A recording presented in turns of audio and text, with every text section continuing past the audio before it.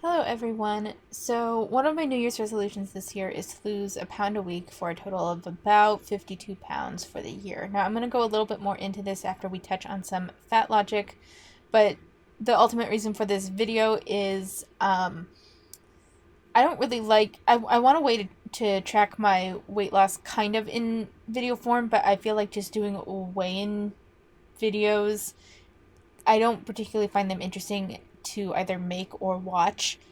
And I find it kind of stressful to try to like hold the camera while I'm trying to weigh myself, and I just don't really like it. So I figured I would make a fat logic video every time I reach a milestone, or maybe like once a week, or maybe once a month. I haven't really decided yet, but today we're gonna just start.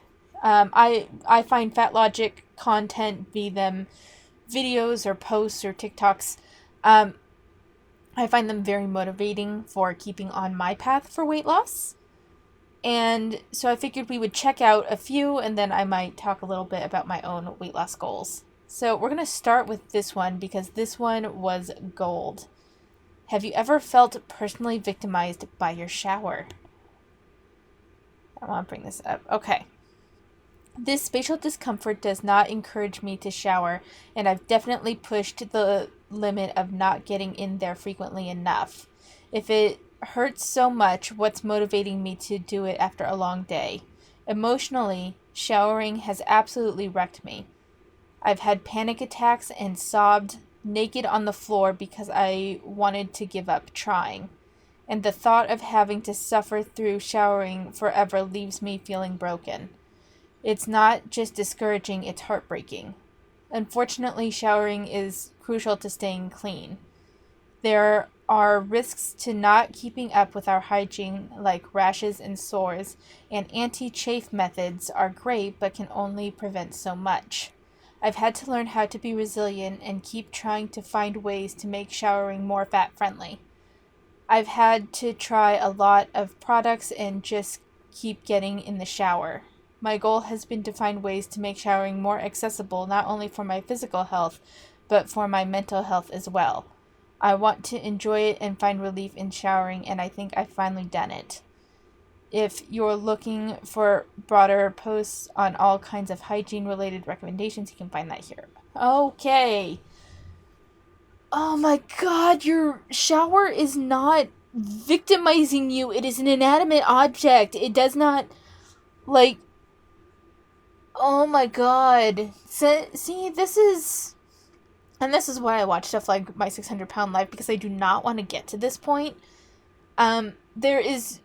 I find it interesting that they are focusing on how to kind of deal with cleaning themselves at this weight, and not like their reaction isn't I should lose weight so that way I don't, you know, taking a shower isn't a, fucking marathon of an ordeal for me. No, it's about making it more fat friendly. Honey, if you can't fit in a shower, something's wrong. If you can't do basic hygiene, that you're not okay.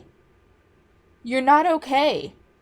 This isn't showering should not be emotionally triggering like this because you're fat. Like, it's like you have sobbed on the floor because and had panic attacks about getting in the shower. Now, I'm sure some people have trauma related to the shower, and that I understand that's a whole separate issue. This is not that. This is you are so fat that taking a shower is an event. And your answer to that is I need to make it more fat friendly, not I need to lose some weight. Oh my god. Okay, let's move on to another. Alright. So, I lost a. That's supposed to be a little.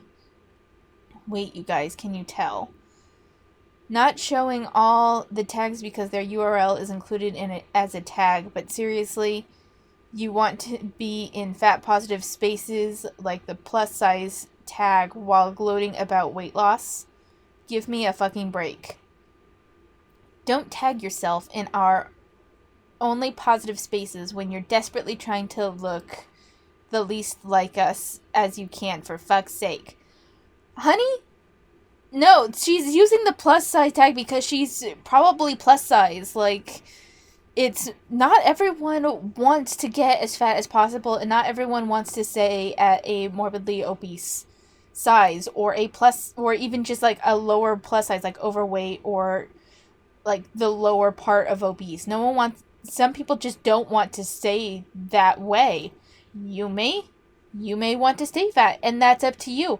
But I find it interesting that they're like, everyone can do what they want with their own body, but how dare you lose weight? I mean, I guess her bigger point is that she's in what did they call them?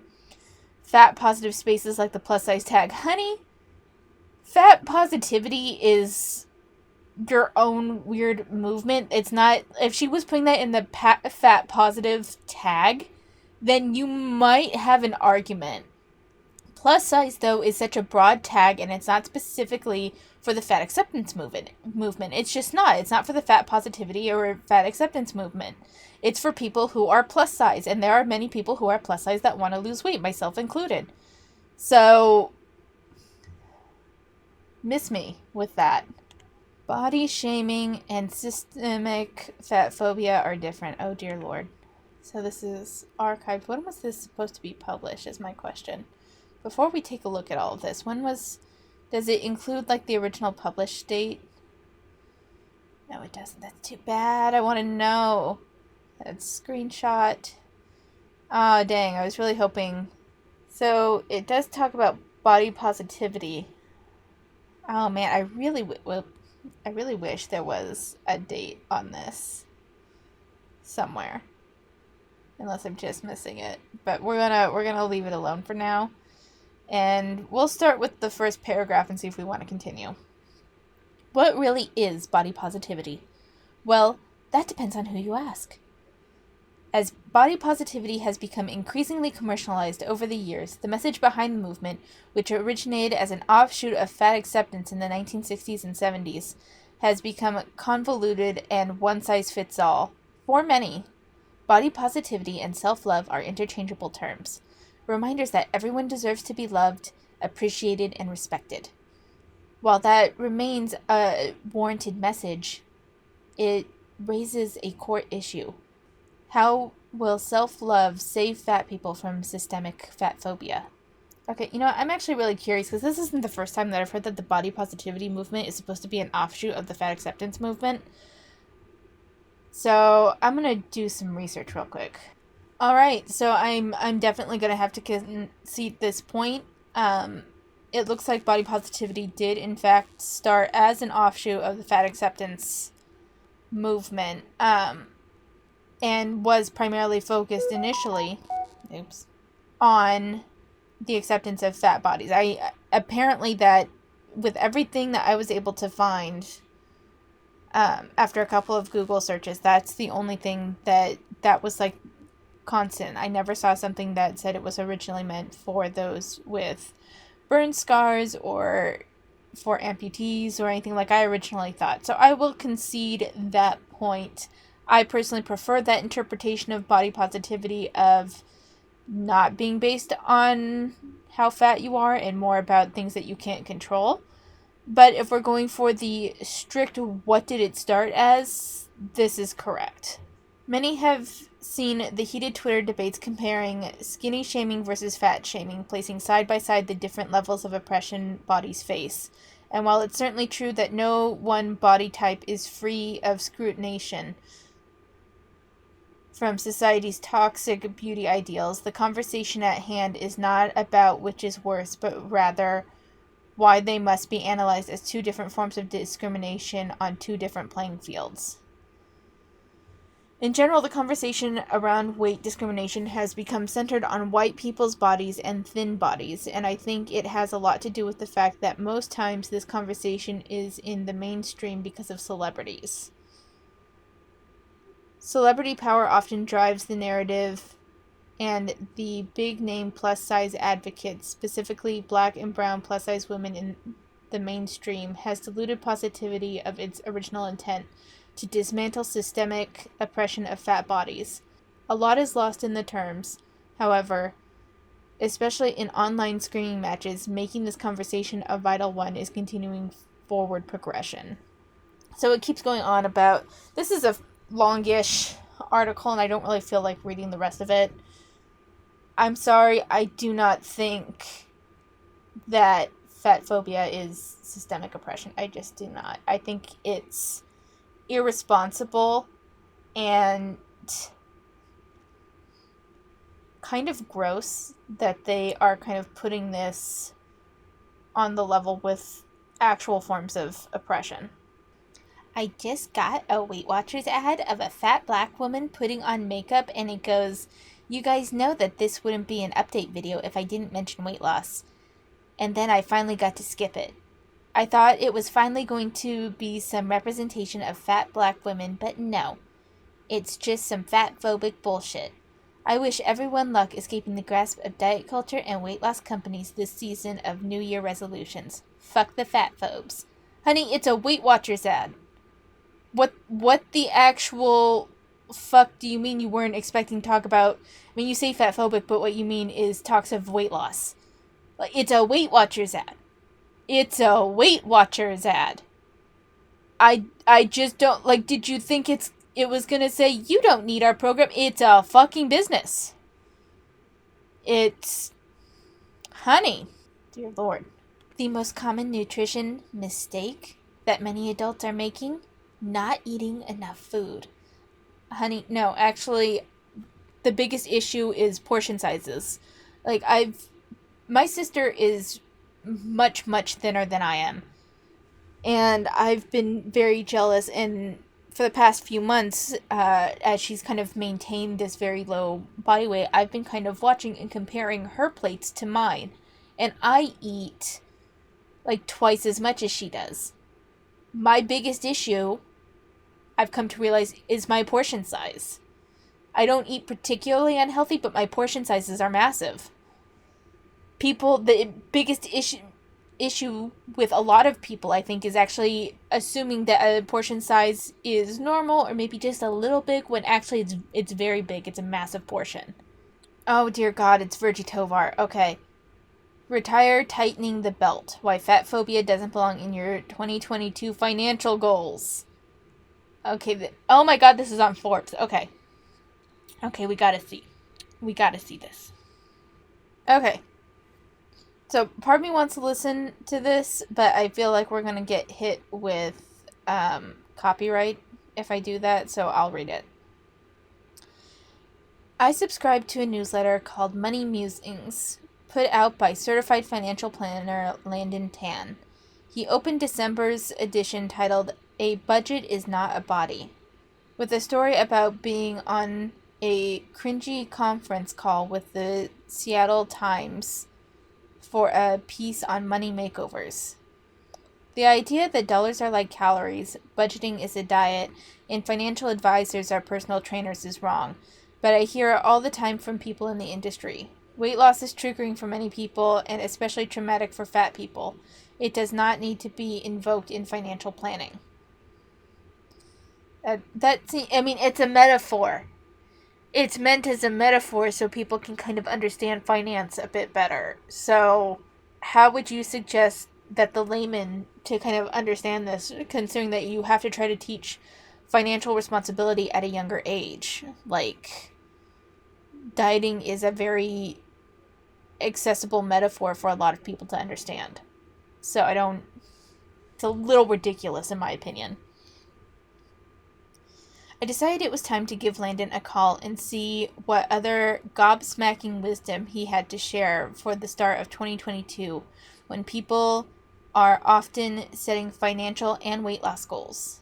Keep reading if you want to learn what intuitive spending is. Honey, oh my God. Are you kidding me? Intuitive spending. Money doesn't work like that. Money doesn't fucking work like that. If you intuitive spend, you may not have enough money for rent. What the actual fuck? Tan is quiet and thoughtful over the phone. He takes pauses to make sure his answers are precise and also to let new ideas sink in. He begins by sharing that the world of finance invokes fat-shaming ideology all the time. Phrases like trim the fat or tighten the belt are, according to Tan, fat-phobic and unacceptably ubiquitous. It's a phrase. It's a turn of phrase. It's an idiom. Oh my god. Again, people understand what this means. It's shorthand. It's a shorthand in conversation. Tan identifies as fat positive and draws a lot of parallels between the pitfalls of diet culture and those of mainstream financial attitudes. An overemphasis on personal choices, when they are typically not the most important factor, a connection between restriction and morality, fake news, a whole lot of needless shame that won't likely actually change your financial future, he says, and the tendency to utterly miss the point of everything, to live your best life right now. Okay, so from a financial standpoint, to a certain extent, I agree with this, an overemphasis on personal choices. Given that our national minimum wage is $7.25 an hour, to a certain extent I agree with this. I think there was a poll done that showed no one working in minimum wage in any state can afford a studio apartment. So, to a certain extent, I agree with that. Connection between restriction and morality, I agree with half of this. I think there are some people that are just bad with money in a very irresponsible sense, and it can be frustrating.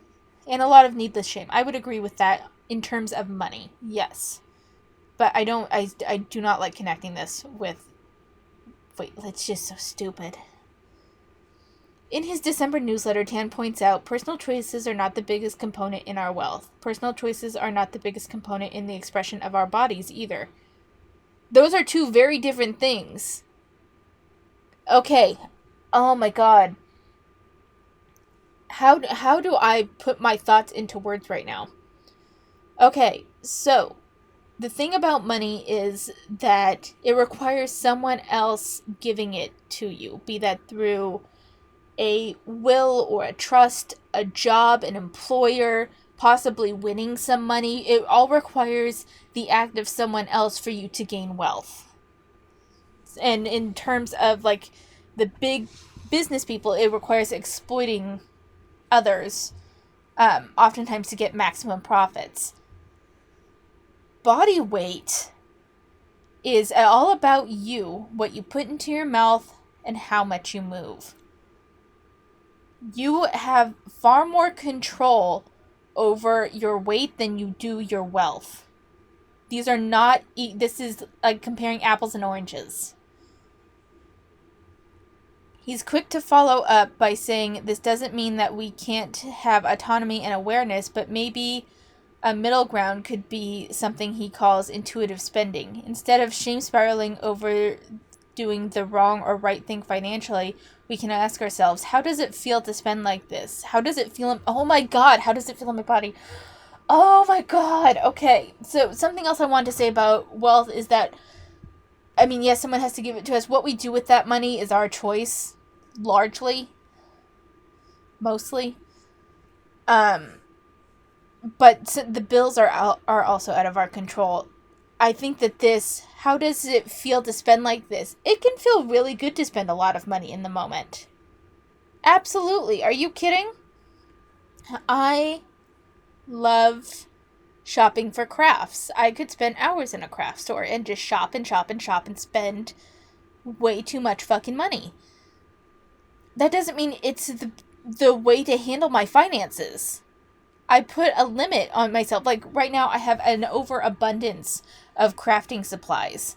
And unless I need something to complete something that I've started using the collection that I have, I'm going to try to not spend any money on crafts for at least a few months in this new year. That was another one of my spending resolutions.